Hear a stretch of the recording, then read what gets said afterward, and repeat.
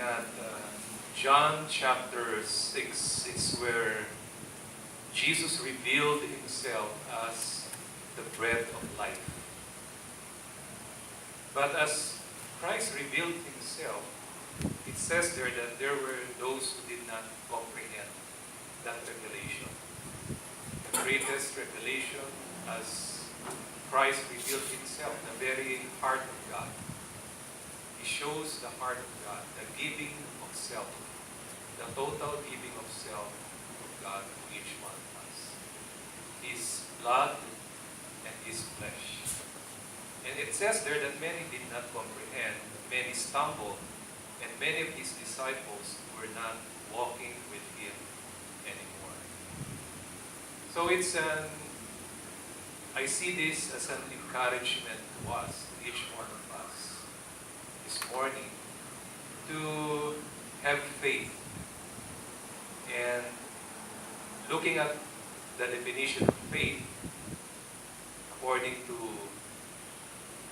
Pope or Saint John Paul II, he defines faith as an openness to God, openness to receiving God's love, openness to receiving the self-giving of God, openness to the revelation, the heart of God.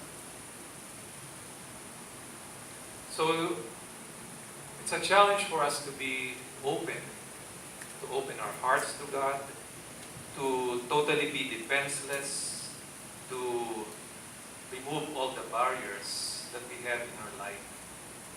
And most of the time, the reason why we don't comprehend God is because we have created God according to our image. We have become gods to ourselves.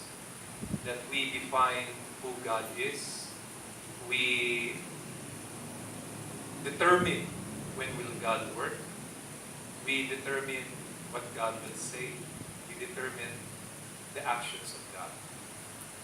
But it should be the other way around. That's what Job said in Job chapter 6 verse 8.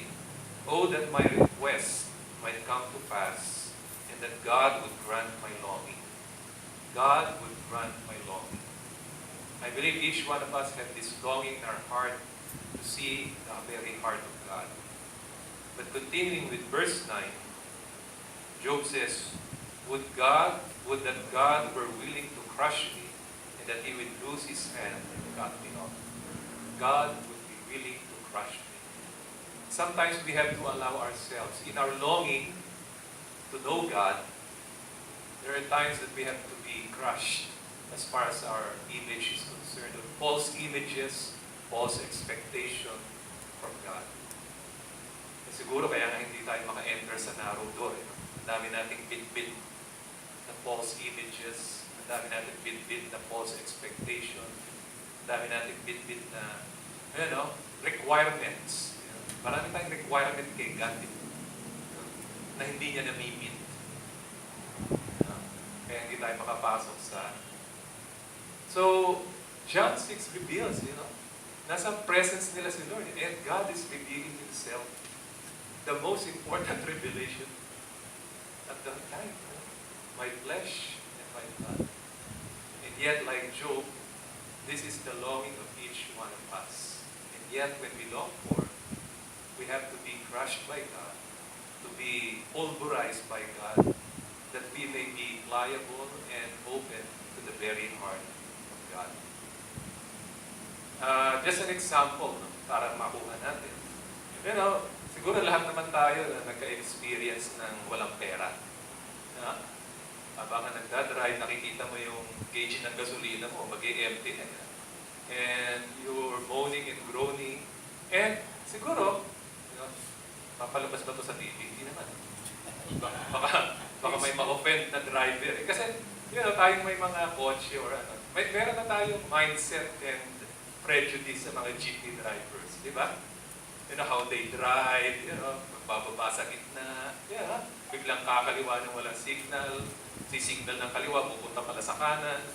Meron tayong prejudice. Pag nakakita tayo ng jeepney, meron tayong mindset.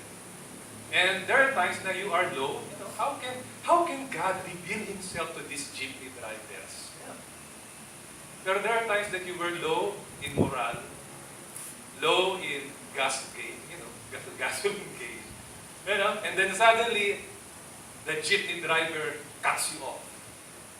Makakakura kayo. Pero as he cuts you off, nakalagay doon, El Shaddai, the Lord provides.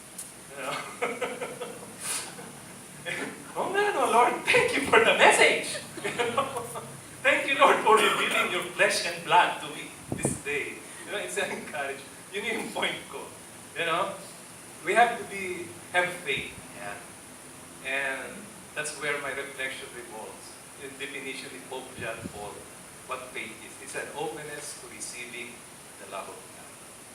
So, as we go on this day, let's be open. Baka mamaya may bus driver na mag-cut, o jeepney driver, o magtatahumurahin ka, tapos may nakalagay doon, John 3:16.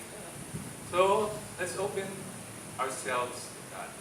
That God may heal us. Kasi sabi doon sa and there were many who were not walking with Him anymore. And sabi doon sa Acts, di ba? Peter healed the one who was paralyzed. Openness allows ourselves to be healed of our paralysis, that we can once again walk in the ways of God. And like Peter, allow ourselves to be resurrected once again. Ma-resurrect yung true image of God, of how we see God, and God's image of us. Yun nga yun, He gives His blood and life. It shows what kind of dignity, importance, acceptance we have in the eyes of God. So let's be open to that. That as we have that revelation of God's acceptance of us, God's dignity, how He sees us in dignity. Parang sa, pag inimbita ka sa handa, sa bahay, nakikita mo na kung gano'ng ka-importante ka, di ba? Pag pinaghanda ka ng matigas na pandesal at kaliskis ng tuyo, it shows how the person sees you. Tama? Hindi ka gano'ng ka-importante. Pero the person, andyan yung crispy pata, andyan yung it shows how important you are to God. So the same thing here in John 3:16. Inihain ni Lord ang kanyang buhay. And it shows and reveals to us how much we are accepted, dignified, and loved by Him. So let's open our hearts to God, His love, His commitment, and His self-giving to each one of us. Amen.